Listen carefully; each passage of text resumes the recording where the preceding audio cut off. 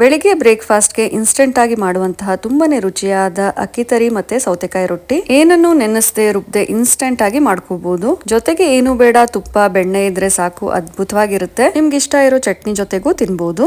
ಅಂಗಡಿಯಲ್ಲಿ ಸಿಗುವಂತಹ ಅಕ್ಕಿ ತರಿ ಇದು. ಇಡ್ಲಿ ರವೆ ಅಲ್ಲ, ಅಕ್ಕಿ ತರಿ. 1.5 ಕಪ್ ಅಕ್ಕಿ ತರಿನ ಮಿಕ್ಸಿ ಜಾರ್ಗೆ ಹಾಕಿ ಸ್ವಲ್ಪ ಪುಡಿ ಮಾಡ್ಕೊಳ್ಳಿ. ತರಿ ತರಿಯಾಗೆ ಇರಬೇಕು, ತುಂಬಾ ನೈಸ್ ಮಾಡ್ಕೋಬಾರ್ದು, ಇಲ್ಲ ಅಕ್ಕಿ ಹಿಟ್ ತರ ಆಗುತ್ತೆ.